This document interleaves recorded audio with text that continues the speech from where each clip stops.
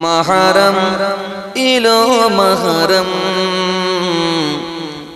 महरम इलो महरम महरम इलो महरम महरम इलो महरम महरम इलो महरम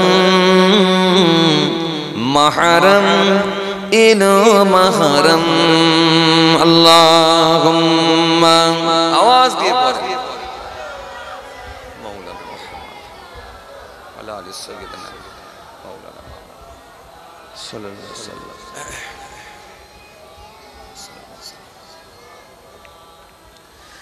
এই মাসে ঘটেছিল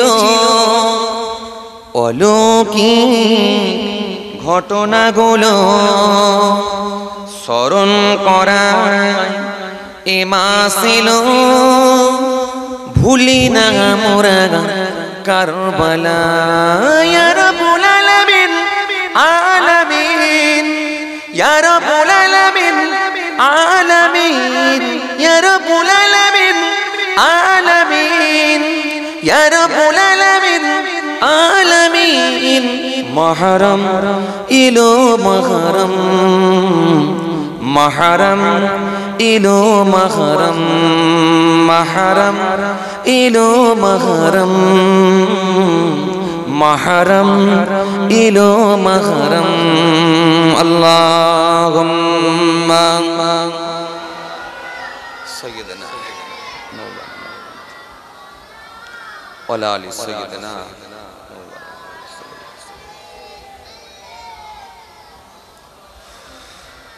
महरम इलो महरम महरम इलो महरम महरम इलो महरम महरम इलो महरम। आदम नबी এসেছিলেন মহরমের আসুরাতে, নূহ নবী বন্যা হতে রক্ষা পেলেন এই আসুরাতে। ইয়া রাব্বুল আলামিন আলামিন ইয়া রাব্বুল আলামিন আলামিন ইয়া রাব্বুল আলামিন আলামিন ইয়া রাব্বুল আলামিন আলামিন। محرم إلو محرم محرم إلو محرم محرم إلو محرم محرم إلو محرم اللهم سيدنا مولانا محمد आवाज दिए पढ़ेन وعلى آله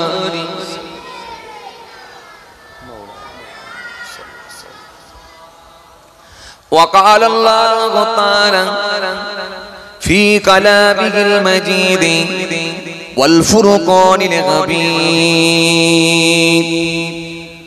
واتل عليهم نبأ ابن آدم بالحق إذ قرب قربان فتقبل من أحدهما ولم يتقبل من الآخر قال لأقتلنك قال إنما يتقبل الله من المتقين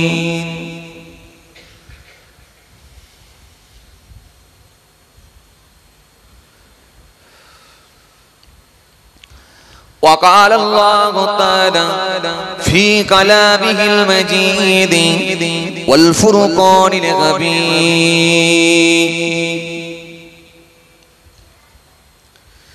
يا أيها الذين آمنوا لا تأكلوا أموالكم بينكم بالباطل إلا أن تكون تجارة أو ترد منكم ولا تقتلوا أنفسكم إن الله كان بكم رحيما ومن يفعل ذلك عدوانا وظلما فسوف نصله نارا وكان ذلك على الله يسيرا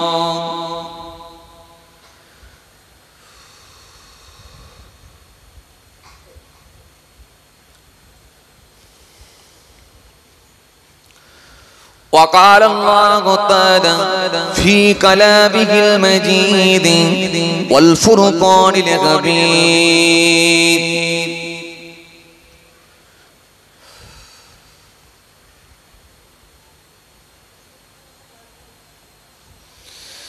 يا أيها الذين آمنوا ادخلوا في السلم كافة ولا تتبعوا خطوات الشيطان إنه لكم عدو مبين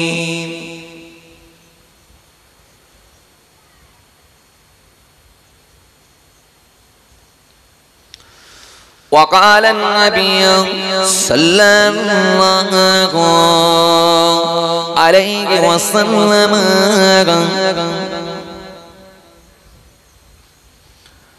وعن أبي هريرة رضي الله تعالى عنه عن النبي صلى الله عليه وسلم قال اجتنبوا 7 الموبقات قال رسول الله صلى الله عليه وسلم وما هن قال الشرك بالله والسحر وقتل النفس التي حرم الله إلا بالحق وأكل الربا وأكل المال اليتيم والتولي يوم الزحف وقذف المحصنات المؤمنات الغافلات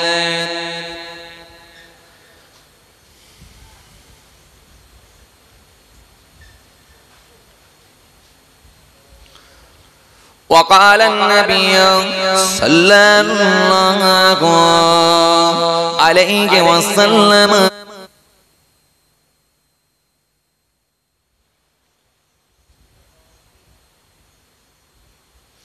وعن أبي هريرة رضي الله تعالى عنه عن النبي صلى الله عليه وسلم قال اجتنبوا 7 الموبقات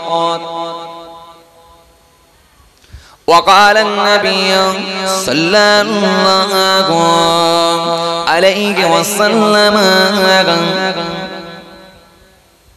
وعن أبي هريرة رضي الله تعالى عنه قال قال رسول الله صلى الله عليه وسلم إذا لبس قميصا بدعا بما يبينه إلى آخر الحديث أو كما قال प्यारे हाज़िर मजलिस सदियो दीनदार ईमानदार परेजगार मुत्ताकी बयोज्येष्ठ आल्लाहवाला प्रवीण मानुषेरा आजकेर महफिले बसे थाका नामाजी रोजादार दीनदार आल्लाहर मनोनीत बान्दारा आजकेर महफिले बसे थाका आमार जुबक साथी मोहब्बतेर भाइरा आजकेर महफिले बसे थाका आमादेर घरेर सन्तानेरा आमार छोट छोट भाई बोनेरा आजकेर महफिले आगत एडुकेटेड मानुष शिक्षित मानुष सोशल मानुषेरा आजकेर महफिले आगत दीन दरदी इस्लाम दरदी नबीर प्रेमिक नबीर आशिकेरा आजकेर महफिले बसे थाका शिक्षित मानुष बुद्धिजीवी मानुष काजेर मानुषेरा खास करे এই মহল্লার ইমাম আমাদের সকলের কাছে সম্মানীয় ব্যক্তি শ্রদ্ধার পাত্র শ্রদ্ধেয় মোহতারাম ইমাম সাহেব ভাই সকলকে আমি আমার অন্তরস্থল থেকে সালাম মোবারকবাদ জানিয়ে খুব অল্প সময় বিক্ষিপ্ত কিছু আলোচনা করে বিদায় পাশাপাশি আরো জানাই যারা আরিহ লোকে নাই এই রঞ্জনগাছা গ্রামের কবরস্থানে 3.5 জায়গা অধিকার করে অপেক্ষায় রত ইন্তজার করছেন ওয়েট করছেন সে কিয়ামতের দিনের জন্য জানাই তাদেরকে আমি আমার অন্তরস্থল থেকে সালাম এবং মোবারকবাদ পাশাপাশি আরো জানাই যে যেখান থেকে শ্রবণ করছেন মাইক্রোফোনে আওয়াজে কান লাগিয়ে আছেন যে কোনো ধর্মের হোক যে কোনো বর্ণের হোক যে কোনো কমিউনিটি প্রত্যেককে জানাই আমি আমার অন্তরস্থল থেকে হার্দিক শুভেচ্ছা ভালোবাসা প্রত্যেককে জানাই আমি আমার অন্তরস্থল থেকে হার্দিক শুভেচ্ছা এবং ভালোবাসা খুব অল্প সময় বিক্ষিপ্ত কিছু আলোচনা খুব কষ্ট আপনাদেরকে দেব না রাতও হয়েছে কাজের মানুষ বিভিন্ন রকম কর্মের সঙ্গে আপনারা সম্পৃক্ত, যথেষ্ট পরিশ্রম করেন, দিনের বেলা খাটাখাটনি করা শরীর, আবার এই রাতের বেলা বসে বসে ওয়াজ শোনা, এটা একটু চাপেরই ব্যাপার বলা যেতে পারে। তবু আমরা এরকম মাহফিল হলে, এরকম মাহফিলে কিছু সময় অন্তত নবীর মহাব্বতে আল্লাহর সন্তুষ্টির জন্য আমরা এই মাহফিলে অ্যাটেন্ড করি, গিয়ে কিছু সময় হলেও আমরা বসে থাকি। ভাইরা আমার, বন্ধুরা আমার, সাথী মহাব্বতের ভাইরা, আর বর্তমান সময়ে ওয়াজের যে একটা শোনার মানুষের আগ্রহ ছিল, সেইটা আস্তে আস্তে কমে যাচ্ছে। কারণ এই বর্তমান সময়ে অত্যাধিক জলসা হচ্ছে, প্রত্যেক পাড়ায় পাড়ায় এখন ওয়াজ, কথা ঠিক কিনা ভুল বলেন? প্রত্যেক পাড়ায় পাড়ায় ওয়াজ, আবার তার উপরে সোশ্যাল মিডিয়া এসে গিয়ে সবার পকেটে পকেটে এখন ওয়াজ। কি কথা ঠিক কিনা? এখন চালিয়ে দিলি আমার মতো কত হুজুর বেরিয়ে আসবে, কি কথা ঠিক কিনা? লম্বা হুজুর, খাটো হুজুর, রোগা হুজুর, মোটা হুজুর, কালো হুজুর, ফর্সা হুজুর, এপার বাংলা ওপার বাংলা, কিছু জানলেও হুজুর, কিছু না জানলেও হুজুর, সব হুজুর এখন আপাতত 299 299 টাকা চার্জ মারলি সব হুজুর পকেটে 28 দিনের জন্য, কথা ঠিক কিনা বলবো? এটা হ্যাঁ না কিছু বলো না রে বাবা, হ্যাঁ? তো এই জন্য এত অত্যাধিক হুজুর আমরা ঘাটছি, এই জন্য আর ওয়াজ নসিহত আমাদের ভালোই লাগছে না, এরকম কিছু মানুষ আমাদের হয়ে গেছে, কথা বুঝছে? মানে এত হুজুর ঘাটাই অভ্যস্ত হয়ে গেছি, এবার ওয়াজ শুনবো আর কি করলে ভালো হয়, কি কথা ঠিক কি? তো যাই হোক ভাইরা আমার, বন্ধুরা আমার, সাথী মহাব্বতের ভাইরা, মনে রাখবেন এই মাহফিল যখন হবে, এই মাহফিলে গিয়ে অ্যাটেন্ড করার চেষ্টা করবেন। কারণ এই মাহফিলে অ্যাটেন্ড করলে লস নাই, এই মাহফিলে অ্যাটেন্ড করলে লাভই আছে। কারণ ভাইরা আমার, কিতাবের মধ্যে এসেছে রাসূলুল্লাহর একজন সাহাবী ছিলেন, যার নাম হলো হযরতে আবু রাজিম রাদিয়াল্লাহু তাআলা। হযরতে আবু রাজিমকে আমার নবী বলেছিলেন, আবু রাজিম শুনে রেখে দাও, জেনে রেখে দাও, আমি রাসূল তোমাকে দুটো কথা বলে যাই, দুটো ওসিয়ত করে যাই। সাহাবী বলে, ইয়া রাসূলুল্লাহ, হাবিবাল্লাহ, হুজুর কি দুটো ওসিয়ত বলেন? আল্লাহর নবী বললেন, দুনিয়ার মধ্যে যে জায়গাতে কোরআনের কথা হবে, হাদিসের কথা হবে, আমি রাসূলুল্লাহ আমার কথা হবে, ওই মাহফিলে যদি তোমার যাওয়ার সুযোগ থাকে, অবশ্যই তুমি ওই মাহফিলে গিয়ে অ্যাটেন্ড করবে। একটু জোরে বলবেন না সুবহানাল্লাহ। আর যখন তুমি একা একা থাকবে, নিরালা জায়গায় থাকবে, ফাঁকা জায়গায় থাকবে, তোমার জিহ্বাটাকে যেন খারাপ কাজে না লাগিয়ে দিয়ে চলে যাবে বাইতুল্লাহ, আল্লাহর ঘর, আল্লাহর ঘরের মধ্যে মসজিদে গিয়ে তুমি কিছু সময় আল্লাহ আল্লাহ নামে জিকির করবে। যদি দুটো কথা মেনে নিতে পারো, খাইরাত দুনিয়া ওয়াল আখিরা, আল্লাহ দুনিয়ায় শান্তি দেবেন, আর পরকালে আল্লাহ তিনার দয়ার জান্নাত দিয়ে দেবেন। সুতরাং এই মাহফিলে যাওয়া দরকার আছে বাবা। এই মাহফিলে যত মানুষ এসেছেন, জি, যত আল্লাহর ওলিদের আগমন ঘটেছিল, সব কিন্তু এই মাহফিল থেকেই তৈরি হয়েছে, কথা বুঝে আসছে? যারা ওয়াজ করেছেন তারাও আল্লাহর ওলি ছিলেন, যারা ওয়াজ শুনেছেন তারাও আল্লাহর ওলি ছিলেন। তো চলুন আজকে আলোচনাটা একটু আলাদা ধরনের হওয়া উচিত, যতক্ষণ সময় আছি অন্তত।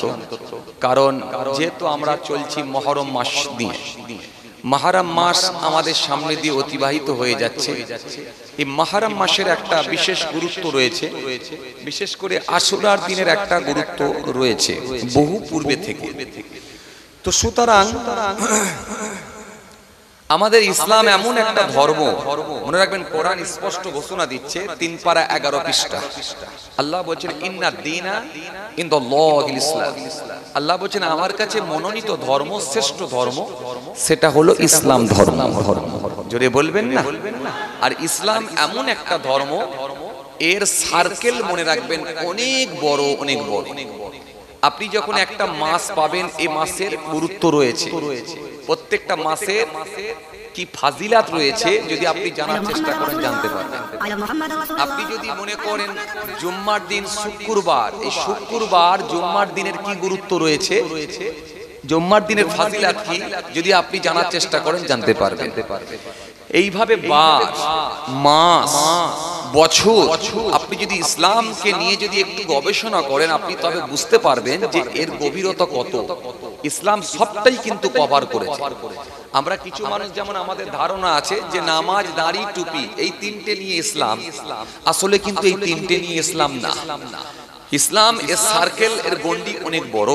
আল্লাহ রাব্বুল আলামিন কোরআনে কারীমের মধ্যে বলেছেন ওয়া'বুদুল্লাহ ওয়া লা তুশরিকু বিহি শাইয়্যা ওয়া বিল ওয়ালিদাইনি ইহসান ওয়া বিযিল কুরবা ওয়াল ইয়াতামাল মাসাকিন ওয়াল জারিজিল কুরবা ওয়াল জারিল জুনুব ওয়াস সাগিবি বিল জানবি ওয়াবনিস সাবিল ওয়া মা মালাকাত আইমানুকুম ইন্নাল্লাহা লা ইউহিব্বু মান কানা মুখতালান ফাখুরা। আল্লাহ এখানে অনেকগুলো কথা বলেছেন, সুন্দর সুন্দর কথা বলেছেন, যেগুলো মানুষের জ্ঞানের বাইরে। এই জন্য সারা পৃথিবীতে আজকে হায়ার এডুকেটেড মানুষগুলো, হাই কোয়ালিটির মানুষগুলো, যারা খুব উচ্চ শিক্ষিত মানুষ, এই মানুষগুলো আজকে ইসলাম ধর্মকে নিয়ে ভাবতে কোরআনকে নিয়ে গবেষণা করতে ইসলামের ছত্র ছায়া এসে তারা সব প্রত্যেকে ঈমান কবুল করে নিচ্ছে। যদি বলবেন না, এই জন্য তো কিছু মানুষ তারা চিন্তিত হয়ে পড়েছে যে আগামী দিন মুসলিম ধর্মটাই, এই ইসলাম ধর্ম অবলম্বী মানুষেরাই সেই সব থেকে বেশি হয়ে যাবে নাকি, চিন্তিত হয়ে পড়েছে। এই জন্য মুসলিম কমাও, মুসলিম নিধন করো একটা আওয়াজ তুলেছে। সারা ভারতবর্ষব্যাপী চলছে মুসলিম হত্যা, জি চলছে, আপনি দেখতে পাচ্ছেন। কখনো আপনার কি বলে গরু চুরিকে কেন্দ্র করে গরু চুরির তকমা দিয়ে, কখনো বাইক চুরি, কখনো ইটা সিটা নানা রকম তকমা লাগিয়ে দিয়ে তাদের লক্ষ্য হচ্ছে মুসলিম পিটিয়ে মারো। গোটা দেশ জুড়ে চলছে, আপনি দেখতে পাচ্ছেন। এই মুসলিম নিধন করো একটা আওয়াজ তুলেছে। কিন্তু মনে রাখবেন, ইসলাম ধর্মকে কেউ মেটাতে পারেনি, পারবে না। ফেরাউন কম চেষ্টা করেনি, ব্যর্থ হয়েছে। নমরুদ কম চেষ্টা করেনি, 1700 বছর আল্লাহ তাকে মাখিয়ে রেখেছিল, চেষ্টা করেছিল, সাকসেসফুল হতে পারেনি। তো সুতরাং যারা চেষ্টা করেছে তারাই কিন্তু ব্যর্থ হয়েছে। ইসলামকে মেটাতে কেউ পারেনি, কিয়ামত পর্যন্ত পারবে না ইনশাআল্লাহ। সুতরাং যারা ইসলাম ধর্ম এক সময় মেটাতে গিয়েছিল তারাই আস্তে আস্তে দেখেন কালেমা পড়ে ঈমান কবুল করছে। জোরে বলবেন না, একটু জোরে বলবেন না। সুতরাং আমি যেটা আপনাদের বোঝাতে চাইছিলাম, এই ইসলাম নিয়ে যারা গবেষণা করেছে তারা আস্তে আস্তে ইসলামের ছত্র ছায়া এসে কালেমা পড়ে ঈমান কবুল করছে। কারণ ইসলাম এমন একটা ধর্ম, শুধু নামাজ, রোজা আর দাড়ি টুপি নিয়ে শেষ করেনি। ইসলাম বলেছে মা বাপের কথা, ইসলাম বলেছে আত্মীয়ের সঙ্গে সুসম্পর্কের কথা, ইসলাম বলেছে প্রতিবেশীর হকের কথা, ইসলাম বলেছে শিষ্টাচারের কথা, ইসলাম বলেছে মানুষকে আপন করে নেওয়ার কথা, ইসলাম বলেছে এতিম মিসকিনের সঙ্গে ভালো ব্যবহার করার কথা, ইসলাম বলেছে প্রতিবেশীর সঙ্গে ভালো আচরণ করার কথা, ইসলাম বলেছে আত্মীয়ের সঙ্গে সুসম্পর্ক বজায় রাখার কথা, ইত্যাদি ইত্যাদি। ইসলাম এত কিছু আলোচনা নিয়ে এত কিছু আলোচনা করেছে, কোরআন হাদিস, আল্লাহ এত কিছু জানিয়েছেন, আমার নবী জানিয়েছেন, যেটা মানুষের জ্ঞানের বাইরে। সুতরাং যারা ইসলাম নিয়ে গবেষণা করেছে এই জন্য তারাই ঈমান কবুল করে নিচ্ছে। ভাইরা আমার, বন্ধুরা আমার, সাথী মহব্বতের ভাইরা, তবে আজকের বিষয়বস্তুটা একটু আলাদাই করা দরকার, যেহেতু একটা বিশেষ মাস আমাদের সামনে দিয়ে চলে যাচ্ছে, গড়িয়ে যাচ্ছে, যেটা হলো মুহররম মাস। এই মুহররম মাসের একটা আলাদা গুরুত্ব রয়েছে, এর তাৎপর্য কিন্তু আলাদা রয়েছে, আমরা প্রত্যেকেই জানি। মনে রাখবেন, 4টি মাসের কথা আল্লাহ রাব্বুল আলামিন পবিত্র কালামুল্লাহ কোরআন শরীফের মধ্যে ঘোষণা দিয়েছেন, সম্মানিত মাস হিসাবে উল্লেখিত করেছেন। কটা মাস? 4টে মাস। খুব ভালো করে ধ্যান দেন, একটু বুঝেলেন। কারণ মুহররম মাস যখন আসবে, আমরা শুধু একটা জলসার মাহফিল দেবো আর কিছু মানুষ গিয়ে আমরা বসবো, এ করলেই কিন্তু মুহররম মাস যে কি বলে মুহররম মাস কমপ্লিট হয়ে গেল বা মুহররমের গুরুত্ব আমরা কমপ্লিট করলাম, আসলে কিন্তু তা না। মুহররমের গুরুত্ব অনেক, মুহররম মাসের গুরুত্ব এবং আশুরার দিনের গুরুত্ব অনেক বাড়ানো হয়েছে। সুতরাং মুহররম মাস যখন এসে পৌঁছাবে, আমাদের কিছু করণীয় কাজ আছে আর কিছু বর্জনীয় কাজ আছে। এই বর্জনীয় কাজগুলোকে আমাদের ত্যাগ করতে হবে, সেগুলোকে ছেড়ে দিতে হবে, আর করণীয় কাজগুলোকে আমাদের করতে হবে। এটাই হচ্ছে মূলত আলোচনা। ভাইরা আমার, বন্ধুরা আমার, সাথী মহব্বতের ভাইরা, ভালো করে শুনে রেখে দেন। তবে একটা কথা মনে রাখবেন, এই মুহররম মাস কিন্তু কারবালাকে কেন্দ্র করি যে মুহররম মাস, আসলে কিন্তু এটা না। ভালো করে শুনুন, মুহররম মাস যে কারবালাকে কেন্দ্র করি এটা না। মুহররম মাসে অনেক অলৌকিক ঘটনা ঘটেছিল, আগামী তো আল্লাহ রাজি হলে অনেক অলৌকিক ঘটনা ঘটাতে পারেন ইনশাআল্লাহ। তবে মুহররম মাসের আশুরার দিনই একটা বেদনাদায়ক ঘটনা ঘটেছিল, যেটা অত্যন্ত বেদনাদায়ক ঘটনা, খুব কষ্টদায়ক ঘটনা। যখন এই ঘটনাটা মানুষের সামনে উপস্থাপন করা হয় বা তুলে ধরা হয়, উম্মতে মুহাম্মাদি যত পাষাণ দিলেরই মানুষ হোক না কেন, তাদের হৃদয়ে তাদের অন্তরে দাগ কাটে, এবং পাষাণ দিলের মানুষ হলেও অন্তরটা নরম হয়ে গিয়ে এক কাতরা চোখ দিয়ে পানি ঝরে যায়। সেটা হলো কারবালার ঘটনা।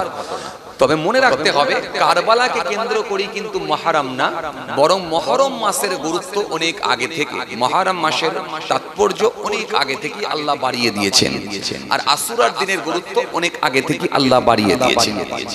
এবার আসুন, মূলত যখন মুহররম মাস আসবে আমাদের কিছু করণীয় কাজ আছে, সেগুলো আমাদের জেনে নিতে হবে। হে তরুণিয়া নওজওয়ান যুবকেরা, या भाई बुरु प्यारेरा बाबारा सुने कि दिन मुहर्रम मास যখন এসে পৌঁছে যাবে, এই মুহর্রম মাসে আমাদের কিছু করণীয় আছে, মুহর্রম মাসে আমাদের কিছু কাজ আছে, যেগুলো আমাদের করণীয়, যে কাজগুলো আমাদের করতে হয়। কিছু আছে বর্জনীয়, যেগুলোকে ত্যাগ করতে হয়, বর্জন করতে হয়। কেননা আমার আল্লাহ পাক রব্বুল আলামিন কোরআনে কারীমের মধ্যে সুন্দর করে জানিয়ে দিয়েছে, চারটি মাসকে আমার আল্লাহ সম্মানিত মাস হিসাবে উল্লেখিত করেছে।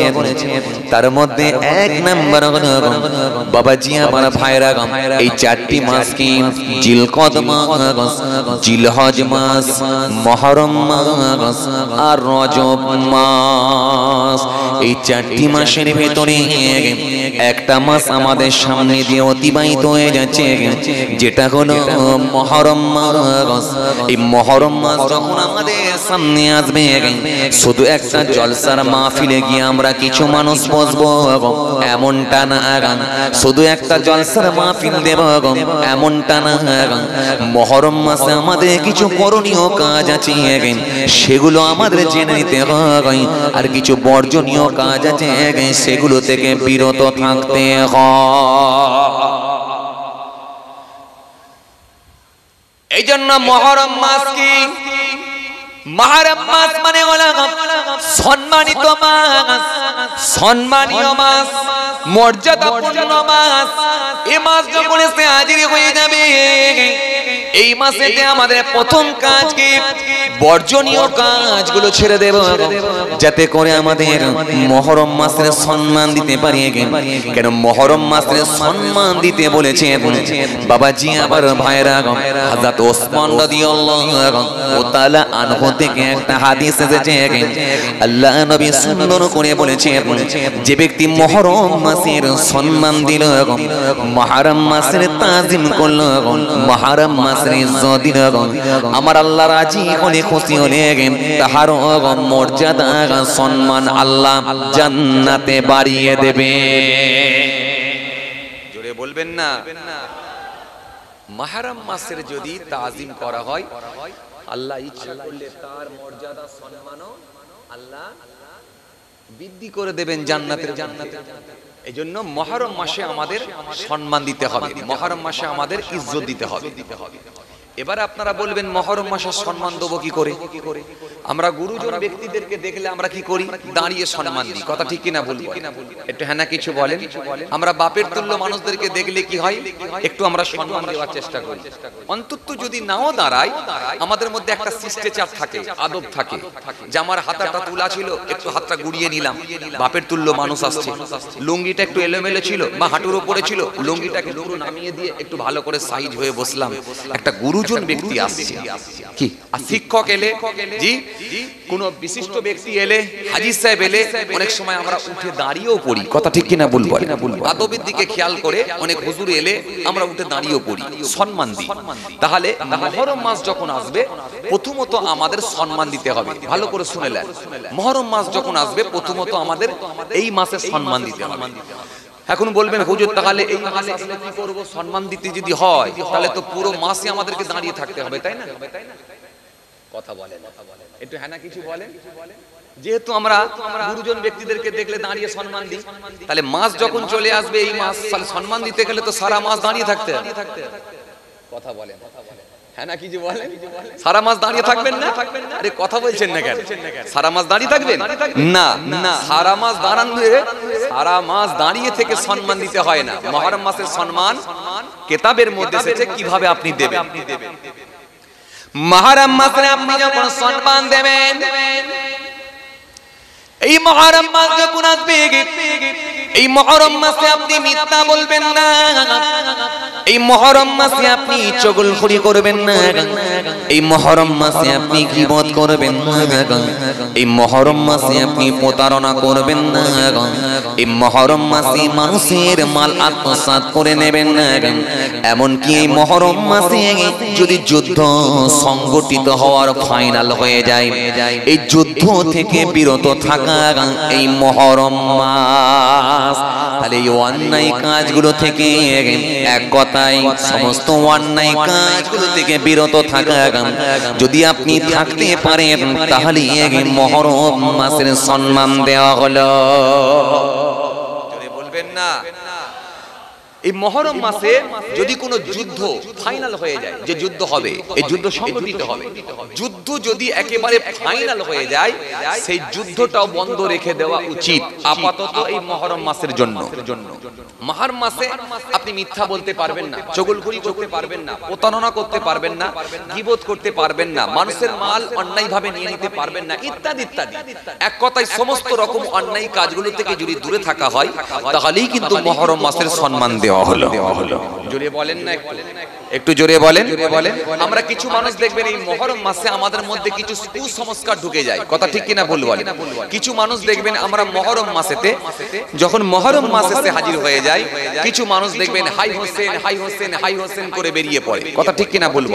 শরীরের উপরে প্রহার করে, শরীরের উপরে লাঠির বাড়ি মারে, প্রহার করে, শরীর দিয়ে রক্তপাত করে, শরীর দিয়ে খুন ঝরিয়ে দেয়, নিজের শরীরকে কষ্ট দেয়। এই মুহররম মাস যখন এসে যায় তারা অনেক সময় দেখা যায়, কয়েকদিন আগে আমি জলসায় যাচ্ছি দেখতে পাচ্ছি রাস্তার উপর দিয়ে কিছু যুবক ছেলে তারা এক কালারের সব টুপি পরে আর একটা পালকি বানিয়ে সে পালকির উপরে একটা মাজার মতো তৈরি করে গম্বুজ বানিয়ে নানা রকমের শের ছন্দ বলতে বলতে বলতে বলতে আর মুহররম মাসের কি বলে লাইন দিয়ে মিছিল করতে করতে যাচ্ছে। পুলিশ তাদেরকে পাহারা দিতে দিতে নিয়ে যাচ্ছে, পুলিশ তাদেরকে পাহারা দিয়ে দিয়ে নিয়ে যাচ্ছে। ভাবতে অবাক লাগে, এগুলো আসলে কিন্তু সব কুসংস্কার, এগুলো কিন্তু মুহররমের সঙ্গে কোনো সম্পর্ক নাই। সুতরাং মুহররম মাস যখন আসবে এই মুহররম মাসে আমাদের করণীয় কাজ কি কি সেগুলো আমাদের জেনে নিতে হবে। তরুণিয়া নওজওয়ান জামাকেরা, হে আমার মুরব্বিয়ানেরা, শুনে রেখে দিলে বাবা, মুহররম মাস যখন এসে যাবে এই মুহররম মাসের আমাদের কাজ আছে সেগুলো আমাদের জেনে নিতে হবে। কারণ হাদিস পাকের মধ্যে পাওয়া যায় হযরত ইমাম বুখারী রাহিমাহুমুল্লাহ তিনি চারজন রাবী থেকে একটা হাদিস বর্ণনা করেছেন। হযরত ওমর রাদিয়াল্লাহু তাআলা আনহু থেকে বর্ণিত একটা হাদিস রয়েছে।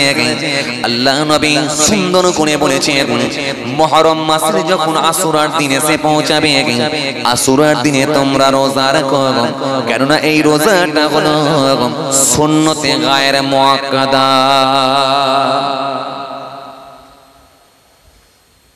আশুরার দিন যখন তোমাদের সামনে আসবে তোমরা এই দিনেতে রোজা রাখো, এই দিনেতে রোজা রাখাটা তোমাদের জন্য হলো সুন্নতে গায়রে মুআক্কাদা। এবার আপনাদেরকে আমি একটা কথা জিজ্ঞাসা করি, আচ্ছা আপনারা বলুন তো দেখি সুন্নতে মুআক্কাদা কোনগুলো জানেন? সুন্নতে গায়ের মুআক্কাদা কোনগুলো জানেন? ফরজে আইন কোনগুলো জানেন? ফরজে কিফায়া কোনগুলো জানেন? ওয়াজিব কোনগুলো জানেন?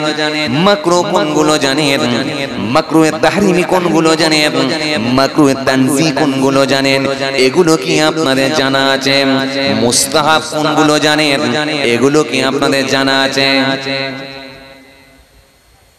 কেন আমি যদি সুন্নতে গায়ের মুআক্কাদা বলে দিয়ে চলে যাই, আপনারা তো বুঝতে পারবেন। হ্যাঁ, যাদের জানা আছে আলহামদুলিল্লাহ তারা জানেন, কিন্তু যারা জানেননি তারা বুঝতেই পারবেন না যে সুন্নতে গায়ের মুআক্কাদা বলতে কি বোঝাতে চাইলো। এই জন্য সুন্নতে গায়ের মুআক্কাদা, সুন্নতে মুআক্কাদা, ফরজে আইন, ফরজে কিফায়া, ওয়াজিব, সুন্নত, মাকরুহ, মাকরুহে তাহরিমি, মাকরুহ তানজিহ, এই সমস্ত আলাদা আলাদা সব ভাগ আছে। কোনটার কতটা গুরুত্ব দেওয়া হয়েছে সেটা আপনাকে বুঝতে হবে। যখন এই কথাটা বেরিয়ে এলো তাহলে একটুখানি বলি। আচ্ছা, সুন্নতে মুআক্কাদা কোনগুলো আপনারা জানেন? একটু হ্যাঁ না বলেন, তাহলে আমার বুঝতে সুবিধা হবে। বলছি সুন্নতে মুআক্কাদা কোনগুলো আপনারা জানেন?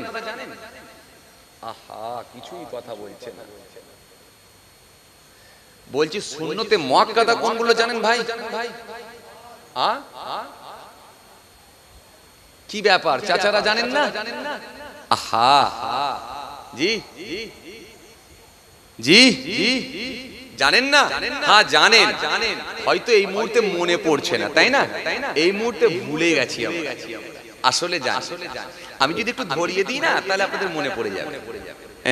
আসলে জান, দাড়িটা কি আর বাবা এমনি পেকেছে আপনাদের?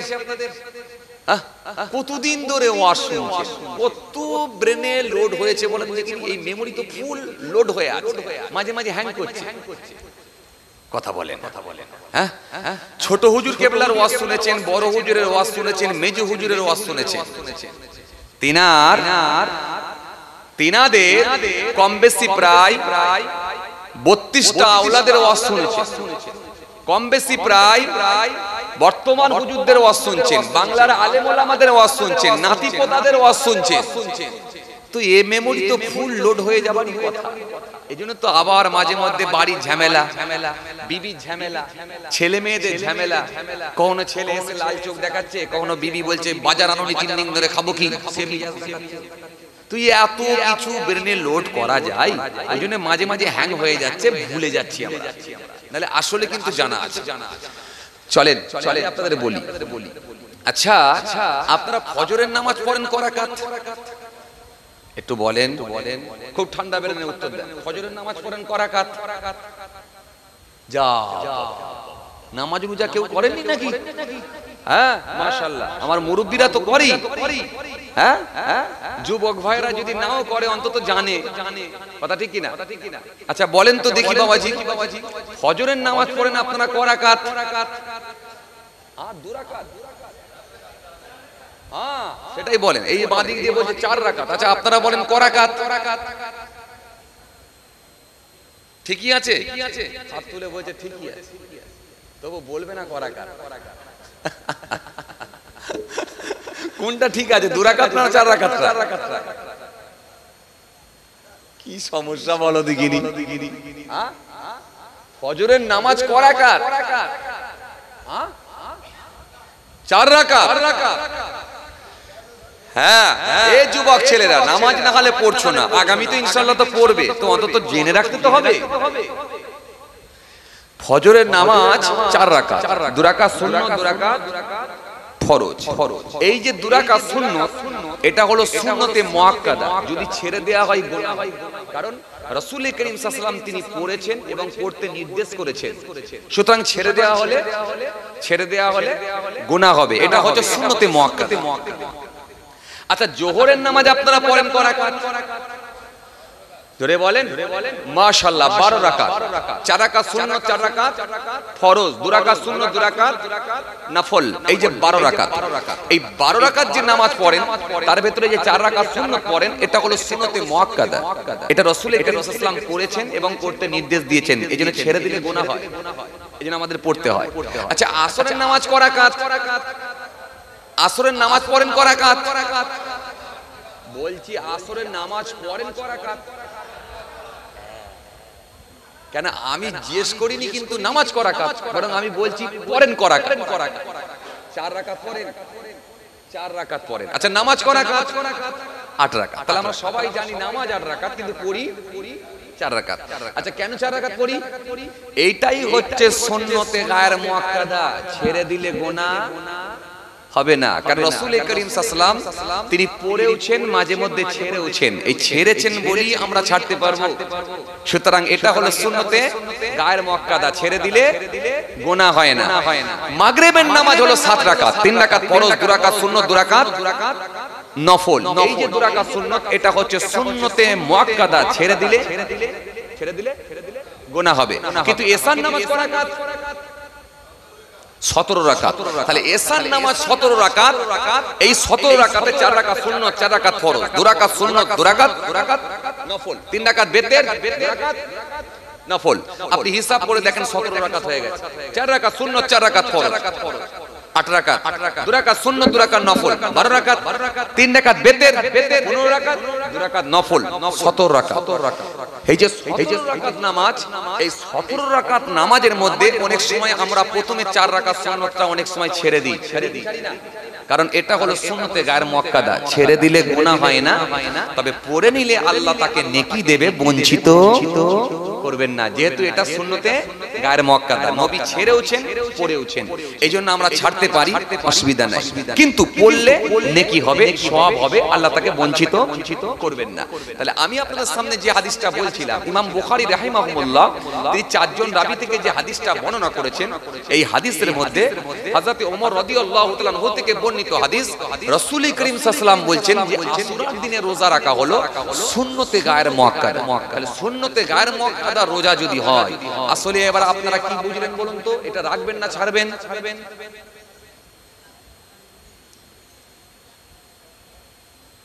এবার আপনারা কি বুঝলেন? আমি তো বুঝিয়ে দিয়েছি ফাংশনটা।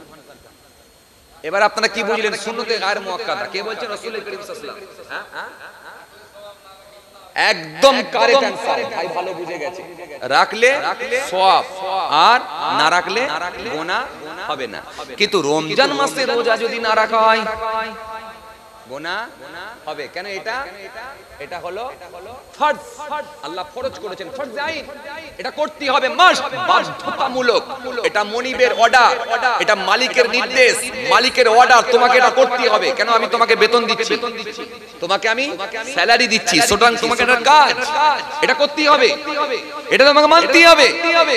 কেন? তিনি আমাদেরকে বাঁচিয়ে রেখেছেন, হায়াতে রেখেছেন, সুতরাং তিনি আমাদেরকে সব নিয়ামত দিচ্ছেন, আমরা সব ভোগ করছি, সুতরাং তাহলে আমাদেরকে মালিকের নির্দেশ মানতেই হবে। সুতরাং তাহলে ফরজে আইন যেটা আল্লাহ করেছে সেটা কিন্তু করতেই হবে, উপায় নাই। না করলে কাবিরা গুনাহ হবে, গুনাহ হবে, ছেড়ে দেওয়ার কোনো জায়গা নাই। যেহেতু এটা ফরজে আইন, রমজান মাস, রোজা আপনাকে রাখতে হবে। তাহলে রোজার মাসে আমরা রোজা রাখব, এই রোজাটা হলো ফরজ, যদি ছেড়ে দেওয়া হয় গুনাহ হবে।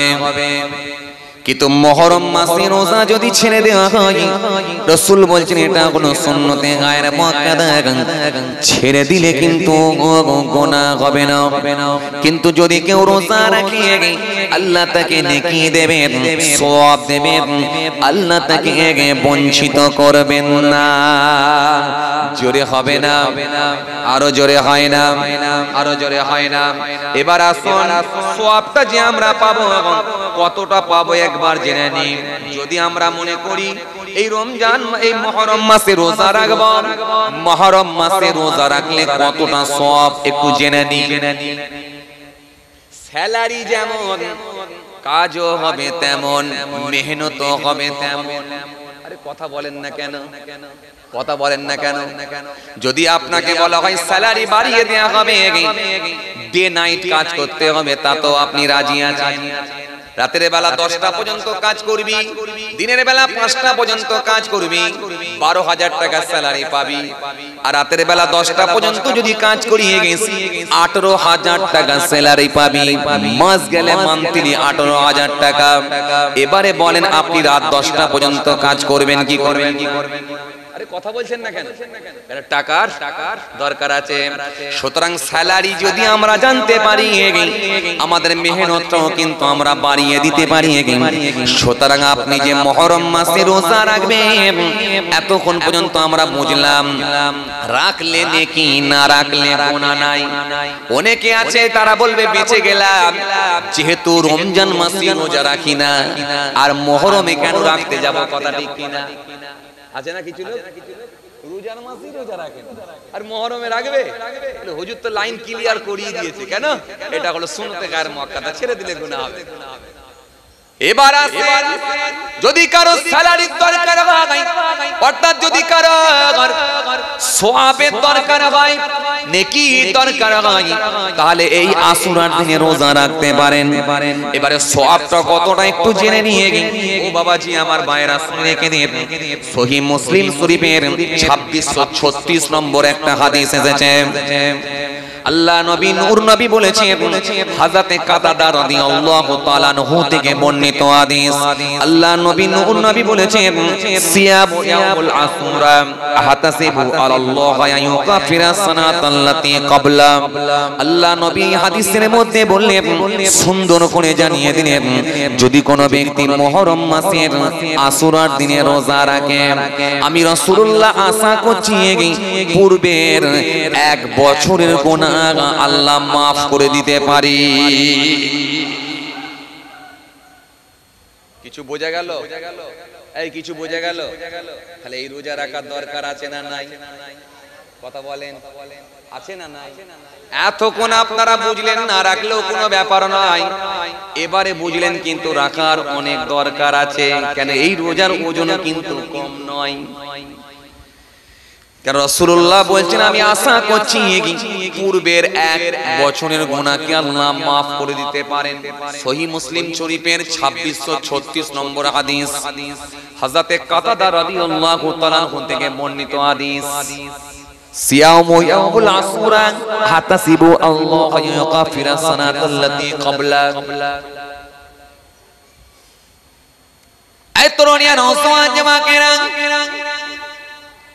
হে আমার মুরব্বিয়ানেরা, শুনে রেখে দিলে বাবা, তাহলে আশুরার দিনে রোজা আমাদের রাখতে হবে। এই দিনে রোজা রাখলে আল্লাহ রাজি হলে, খুশি হলে পূর্বের 1 বছরের গুনাহ মাফ করে দেন। কেন? আমার নবী ঘোষণা দিয়েছেন, আমি আশা করছি পূর্বের 1 বছরের গুনাহকে আল্লাহ মাফ করে দিতে পারেন। শুধু তাই নয়, হাদিস পাকের মধ্যে পাওয়া যায়, ইমাম জালালউদ্দিন সুয়ুতী রাহিমাহুল্লাহ তিনি আল জামির কিতাবের মধ্যে লিখেছেন, 5051 নম্বর একটা হাদিস আছে। আল্লাহ নবী সুন্দর করে বলেছেন, এই আশুরার দিনে রোজা সমস্ত নবী আম্বিয়া সালামরাই রেখেছিলেন। জোরে বলবেন না? এই আশুরার দিনে রোজা সমস্ত নবী আম্বিয়া সালামরাই রেখেছিলেন। এজন্য আশুরার দিনে তোমরা রোজা রাখো। আশুরার দিনে রোজা রাখার গুরুত্ব অনেক অনেক বেশি। ভাইরা আমার, বন্ধুরা আমার, সাথী মহব্বতের ভাইরা, আশুরার দিনে রোজা রাখার গুরুত্ব অনেক বেশি। এবারে আসুন বাবাজি আমার ভাইরা, এতক্ষণ পর্যন্ত আমরা বুঝলাম রোজা রাখতে হবে। এবারে রোজা কটা রাখবো এটা কি আমাদের জানা আছে? জোরে বলেন। কেউ বলে 2টো, কেউ বলে 3টে, মানে সব বলা বলি ব্যাপার। আসলে কিন্তু তথ্যটা মনে হয় জানা নাই।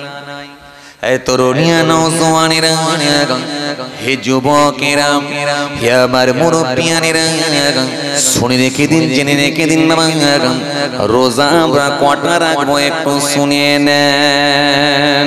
আপনাদের জানা আছে এই আশুরার দিনে অনেক ঘটনা ঘটেছিল, অনেক অলৌকিক ঘটনা আল্লাহর হুকুমে ঘটেছিল, অনেক ঘটনা আল্লাহ ঘটিয়েছিলেন। সেটা কিন্তু আশুরার দিনে ঘটেছিল বা মুহররম মাসে ঘটেছিল। এই তরুণিয়া নওজওয়ান জামাকেরা, হে আমার মুরব্বিয়ানেরা শুনে রেখে দিন বাবা, এই মুহররম মাসে অনেক ঘটনা ঘটেছে, অনেক ঘটনা আগামীতেও ঘটবে, তবে শুনে রেখে দিন। তার মধ্যে একটা ঘটনা আপনাদের জানা আছে, হযরত মুসা কালিমুল্লাহ তিনি দরিয়ার উপর দিয়ে, পানির উপর দিয়ে পার হয়ে গিয়েছিলেন সঙ্গী সাথীদেরকে নিয়ে। দরিয়ার উপর দিয়ে আল্লাহ রাস্তা বানিয়ে দিয়েছিলেন। ফেরাউনের কবল থেকে মুসা নবীকে আমার আল্লাহ মুক্তি দিয়েছিলেন। ও তরুণিয়া শুনে রেখে দিয়ে রোজা কটা রাখবো এবার জেনে নিয়ে আমার আপনার নবী, আখিরি নবী, বিশ্ব নবী, তিনি যখন হিজরত করে মদিনা শরীফে গিয়েছিলেন, মদিনা শরীফে যাওয়ার পরে আল্লাহ নবী দেখতে পেলেন যে ইহুদিরা রোজা রাখছে। ইহুদিরা কি করছে? রোজা রাখছে। আশুরার দিনে ইহুদিরা রোজা রাখছে। আল্লাহ নবী সেই সময় বললেন, হে ইহুদিরা তোমরা কেন রোজা রাখো? ইহুদিরা সেই সময় বলেছিল আমরা প্রতি বছর এই 10 তারিখে রোজা রাখি, কারণ এই 10 তারিখে হযরত মুসা কালিমুল্লাহকে আমার রব্বুল আলামিন আল্লাহ দরিয়ার উপর দিয়ে পার করে দিয়েছিলেন, দরিয়ার উপর দিয়ে রাস্তা বানিয়ে দিয়েছিলেন। তিনার সঙ্গী সাথীদেরকে আল্লাহ হেফাজত করেছিলেন, আর মুসা নবীকে আমার আল্লাহ হেফাজত করেছিলেন। মুসা নবীকে আল্লাহ মুক্তি দিয়েছিলেন, ফেরাউনের কবল থেকে আমার আল্লাহ রক্ষা করেছিলেন। সুতরাং সেই মুসা নবীকে আমরা ভালোবেসে মহান আল্লাহর কৃতজ্ঞতা যাপন করার জন্য প্রতি বছর আমরা আশুরার দিনে রোজা রাখি। আল্লাহ নবী সেই সময় বললেন, হে আমার সাহাবীরা শুনে রেখে দাও বাবারা, তোমরাও রোজা রাখো। সাহাবীরা বলে ইয়া রাসূলুল্লাহ, ওয়া হাবিবাল্লাহ, হুজুর হুজুর আমরা কটা রোজা রাখবো? ইহুদিরা তো আশুরার দিনে রোজা রাখে, আমরাও কি আশুরার দিনে একটাই রোজা রাখবো? আল্লাহ নবী সেই সময় বলে, সাহাবীরা মুসা নবীকে ভালোবেসে যদি ইহুদিরা রোজা রাখতে পারে, আমাদের সঙ্গে মুসা নবীর সম্পর্ক আরো বেশি, আরো আগে থেকে। সুতরাং আমার সাহাবীরা তোমরা আশুরার দিনে রোজা রাখো, কিন্তু ইহুদিদেরকে ফলো করে একটা রোজা নয়, বরং আমি রাসূলুল্লাহ বলি তোমরা দুটো করে রোজা রাখো। জোরে হবে না? আরো জোরে হয় না? আমার সাহাবীরা তোমরা দুটো করে রোজা রাখবে। সাহাবীরা বলে ইয়া রাসূলুল্লাহ, ওয়া হাবিবাল্লাহ, হুজুর আমরা তাহলে দুটো করে রোজা রাখব। আল্লাহ নবী সেই সময় বললেন, ও আমার সাহাবীরা, আর আগামী বছরে যদি আমি হায়াতে থাকি, আগামী বছরে যদি আমি বেঁচে থাকি, আমি মুহররম মাস এলে ইনশাআল্লাহ আমিও দুটো রোজা রাখব।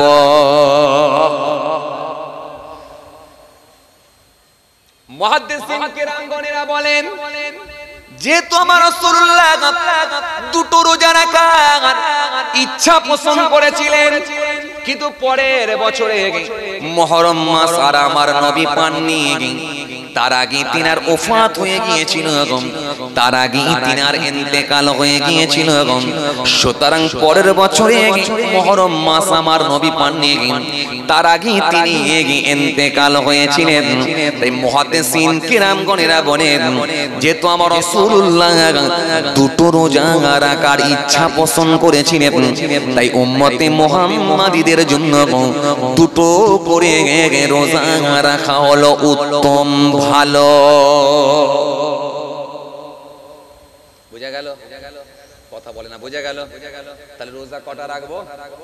রোজা কটা? দুটো। এবারে যদি কেউ একটা রাখে কি হবে? তিনটে রাখলে কি হবে? পাঁচটা রাখলে কি হবে? না দুটোই রাখতে হবে। এবারে আলোচনার বিষয়,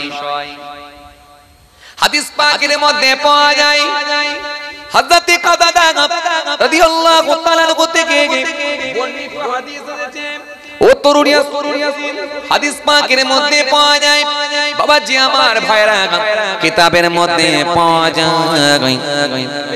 পাওয়া যায় শাইখ আব্দুল হক মুহাদ্দিস দিহলিবি রাহমাতুল্লাহ আলাইহি তিনি তিনার কিতাবের মধ্যে লামাতুত তালকিন নামক কিতাব এই কিতাবের মধ্যে তিনি লিখে দিয়েছেন আশুরার রোজা রাখার ফাজিলতগতভাবে তিনটে পদ্ধতি আছে তিনটে পদ্ধতি ফাজিলতগতভাবে তিনটে পদ্ধতি প্রথম পদ্ধতি হলো তিনটে রোজা রাখা 9 10 11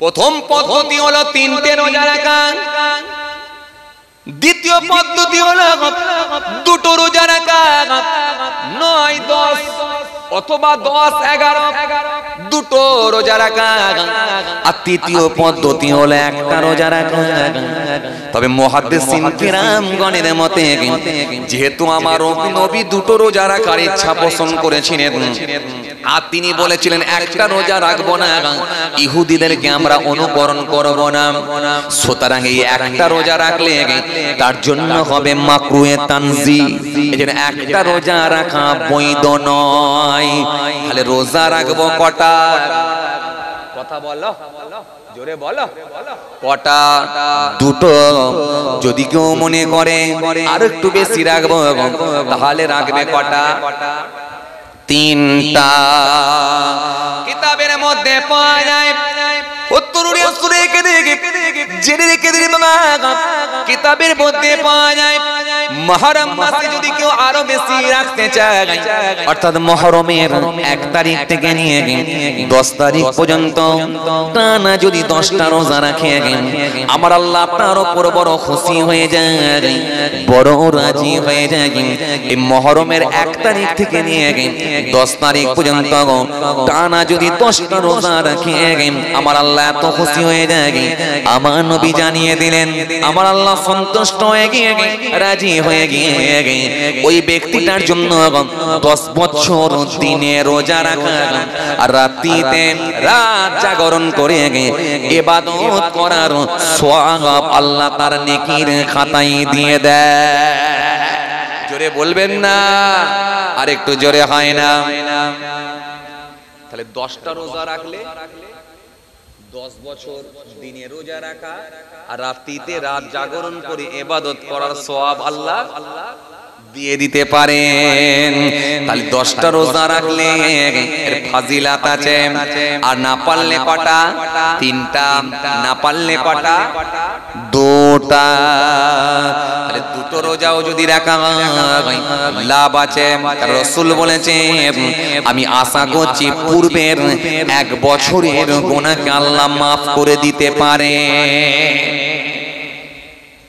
তাহলে প্রথমে আমরা কি বুঝলাম মুহররম মাসের যখন এসে পৌঁছে যাবে এই মাসে প্রথম কাজ হলো আমরা রোজা রাখব কি বুঝলেন কথা বলে না কি বুঝলেন রোজা রাখব ইনশাআল্লাহ আমরা রোজা রাখব এই মাসে আমাদের মনে রাখতে হবে রোজা রাখতে হবে জি হে তরুণিয়া নওজওয়ান জওয়ানেরা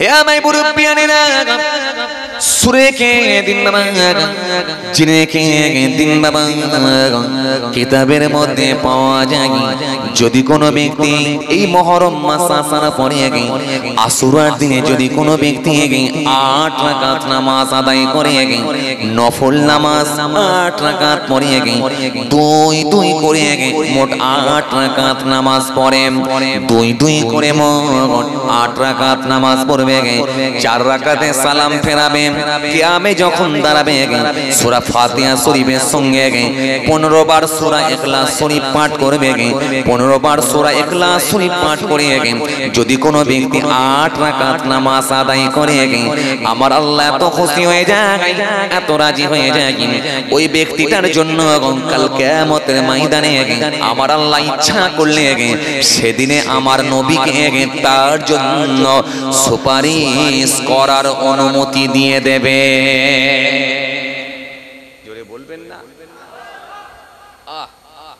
8 রাকাত নফল নামাজ আদায় করলে আমার নবী আল্লাহ রাজি হলে সেই দিনেতে আমার নবীকে তাই ওই মানুষটার জন্য সুপারিশ করার অনুমতি দিয়ে দেবেন। একটু জোরে বলবেন না? মারাত্মক অফার। এইগুলোকে যেন আমরা এড়িয়ে না যাই। মুহররম মাস আসবে, এইগুলোকে যেন আমরা এড়িয়ে না যাই। মুহররম মাসে আসলে এই করণীয় কাজগুলোকে আমরা তুলে নেব। মুহররম মাস আসছে মানে একটা জলসা করব, কিছু সময় গিয়ে জলসা শুনবো, আলহামদুলিল্লাহ ভালো কথা, কিন্তু এই জলসাটা পর্যন্ত যেন শেষ না হয়ে যায়। মুহররম মাসে যে করণীয় কাজগুলো আছে সেগুলো অবশ্যই 100% আমাদের করে নিতে হবে। এই জন্য মুহররম মাসে আমরা নামাজ পড়ব, বেশি বেশি করে নফল নামাজ পড়ব। মুহররম মাসে আমরা রোজা রাখব। রোজা রাখার সম্পর্কে আমরা জানতে পারলাম, কেননা মুহররম মাসে অনেক ঘটনা ঘটেছে। এই মুহররম মাসের বরকত আল্লাহ বাড়িয়ে দিয়েছেন, মুহররমের ইজ্জত আল্লাহ বাড়িয়ে দিয়েছেন। কেননা আপনাদের জানা আছে হযরত আদম আলাইহিস সালামকে আমার আল্লাহ পাক এই দিনেতে জান্নাতে প্রবেশ করার অনুমতি দিয়েছিলেন, আর এদিনই জান্নাত থেকে বাইরে করেছিলেন। মুহররম মাসের 10 তারিখে হযরত আদম আলাইহিস সালামের জবানের দোয়াকে কবুল করেছিলেন, তওবাকে কবুল করে নিয়েছিলেন। এই মুহররম মাসের 10 তারিখে পৃথিবীর সর্বপ্রথম আমার আল্লাহ পাক এই 10 তারিখে এই আশুরার দিনে আকাশ থেকে বাড়ি বর্ষণ করেছিলেন, আকাশ থেকে পানি নাজিল করেছিলেন। সেটাও কিন্তু এই মুহররমের 10 তারিখে হয়েছিল। লৌহে মাহফুজ আল্লাহ বানিয়েছিলেন, সেটাও কিন্তু এই মুহররমের 10 তারিখে আশুরার দিনই ছিল। শুধু তাই নয়, এই মুহররম মাসের 10 তারিখের গুরুত্ব এত বাড়ানো হয়েছে। আপনাদের জানা আছে হযরত ইব্রাহিম খলিলুল্লাহ, যাকে আপনাদের জানা আছে নমরুদ আগুনে নিক্ষেপ করেছিল, এই আগুন থেকে আমার আল্লাহ যিনাকে রক্ষা করেছিলেন, যিনাকে আমার আল্লাহ মুক্তি দিয়েছিলেন, সেটাও কিন্তু এই মুহররমের 10 তারিখ আশুরার দিনই ছিল। শুধু তাই নয়, আপনাদের জানা আছে আল্লাহ নবী হযরত আইয়ুব আসলাম, আইয়ুব নবীর সঙ্গে হযরত আইয়ুব নবীকে আমার আল্লাহ 18 বছর বিমারে রাখার পর যেদিন আল্লাহ শিফা দিয়েছিলেন, সেটাও কিন্তু মুহররমের 10 তারিখ আশুরার দিনই ছিল। হযরত ইয়াকুব নবীর সঙ্গে হযরত ইউসুফ আসলামের সাক্ষাৎ আল্লাহ করিয়েছিলেন, মুলাকাত করিয়ে দিয়েছিলেন, সেটাও কিন্তু মুহররমের 10 তারিখ আশুরার দিনই ছিল। শুধু তাই নয়, হযরত মুসা কালিমুল্লাহ দরিয়ার উপর দিয়ে পার হয়ে গিয়েছিলেন, সেটাও কিন্তু মুহররমের 10 তারিখই ছিল। শুধু তাই নয়, হযরত নূহ আলাইহিস সালাম আপনাদের জানা আছে চুলোর ভেতর থেকে আমার আল্লাহ পানি দিয়েছিলেন, বন্যা দিয়েছিলেন, বিরাট বন্যা, পাহাড়ের উপরে 40 গজ পানি উঠে গিয়েছিল। যেদিন আমার আল্লাহ হযরত নূহ আসলামকে এই বন্যার প্লাবন থেকে আমার আল্লাহ রক্ষা করেছিলেন, নিষ্কৃতি পেয়েছিলেন, বন্যার হাত থেকে আমার আল্লাহ হেফাজত করেছিলেন। যেদিনে তিনার নৌকাটা যদু পাহাড়ে গিয়ে ঠেকে গিয়েছিল, সেটাও কিন্তু মুহররমের 10 তারিখ আশুরার দিনই ছিল। একটু জোরে বলতে পারেন না সুবহানাল্লাহ? সুবহানাল্লাহ কবে পড়বেন? বাড়িতে যে পড়বেন নাকি এখন জমা রাখছেন? ভাইরা আমার, বন্ধুরা আমার, সাথী মুহাব্বতের ভাইরা, হযরত নূহ আসলামকে বিশাল বন্যার প্লাবন আপনাদের জানা আছে, চুলোর ভেতর থেকে পানি উঠে পাহাড়ের উপরে 40 গজ পানি উঠে গিয়েছিল। নূহ নবীর ছেলে কেনানকে আল্লাহ ডুবিয়ে মেরে দিয়েছিলেন। সেই বন্যার প্লাবন, বিরাট পানির উচ্ছ্বাস, এই পানি থেকে, বন্যা থেকে যেদিন আল্লাহ রক্ষা দিয়েছিলেন, তিনাকে হেফাজত করেছিলেন, মুক্তি দিয়েছিলেন, সেই বন্যা থেকে আমার আল্লাহ হেফাজত করেছিলেন। তিনার নৌকাটা গিয়ে যেদিনে পাহাড়ে গিয়ে ঠেকেছিল, যদু পাহাড়ে গিয়ে লেগেছিল, সেটাও কিন্তু মুহররমের 10 তারিখ আশুরার দিনই ছিল। এজন্য মুহররমের 10 তারিখে অনেক ঘটনা ঘটেছে, আগামী তো আল্লাহ রাজি হলে ঘটাতে। এবার একটা কথা মনে রাখতে হবে, সেটা কি?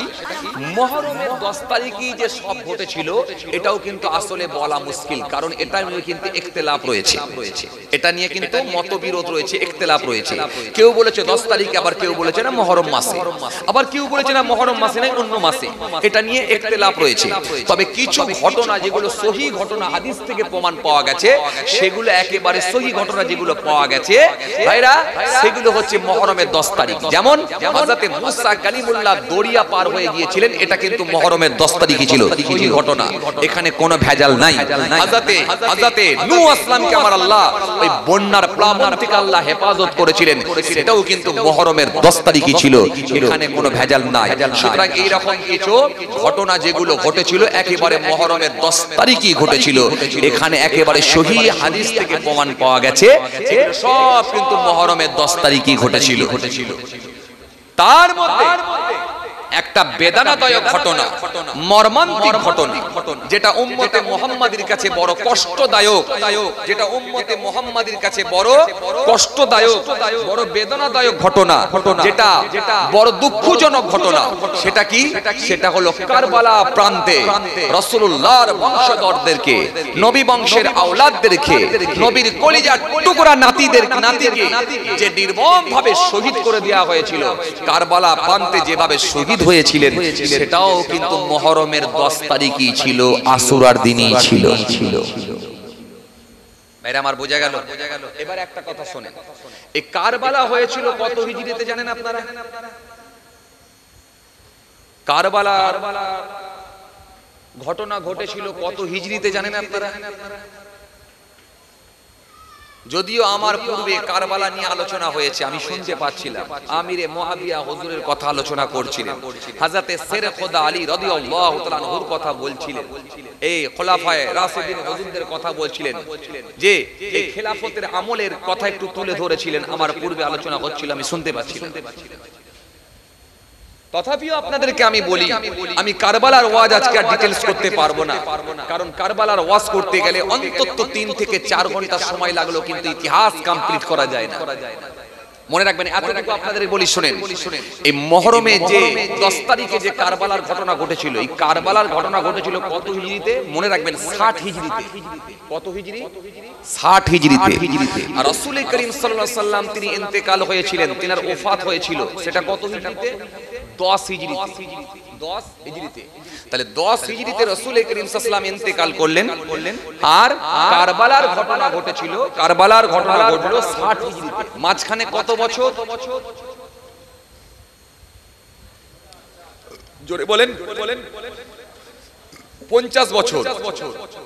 তাহলে এই 50 বছরের ইতিহাস যদি তুলে ধরা হয় ভাইরা আমার, 2-4 ঘন্টা তো কিন্তু শেষ করা যাবে না।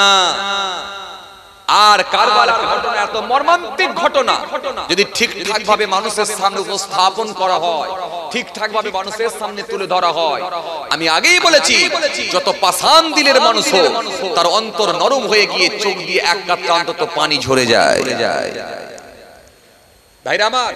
তাহলে এই 10 হিজরিতে ইন্তেকাল করলেন আল্লাহর নবী, আর 60 হিজরিতে ইমাম হোসাইন কারবালার ময়দানে গিয়ে শহীদ হলেন। মাঝখানে 50 বছর। এই যে 50 বছরের ঘটনা, 4 খলিফা, এই খলিফাদের খেলাফত আমলের যে ঘটনা, হযরতে আবু বকর সিদ্দিক, হযরতে ওমর ফারুক, হযরতে ওসমান গনি, হযরতে শের খোদা আলী, কিভাবে তিনাদেরকে শহীদ করা হয়েছিল একটার পর একটা যদি আলোচনা করা হয়, এবং যুদ্ধ কিভাবে সংগঠিত হয়েছিল যদি আলোচনা করা হয়, কি নিয়ে সূত্রপাত, কি নিয়ে আপনার কি বলে আমিরে মুআবিয়ার সঙ্গে আপনার কি বলে বিতর্কে ঝগড়া বিতর্ক জায়গা তৈরি হলো, এই যে পলিটিক্স নিয়ে হয়েছিল, এটা নিয়ে যদি ডিটেইলস আলোচনা করা হয় অনেক লম্বা টাইমের ব্যাপার। আমি আলোচনা বাড়াবো না, যেহেতু ভাইরা আমার ভাইরা বড় আশা করে বলেছে হুজুর একটু পয়সা তুলতে হবে। কথা বুঝছেন? পয়সা তুলতে হবে, আপনি বুঝতে পারছেন? তাহলে আমার উপরে এখন অনেক চাপ বাকি, তাহলে আমি আর আলোচনা বাড়াবো না। কষ্ট হচ্ছে তো আপনাদের? আমি দোয়া করে দেবো কিন্তু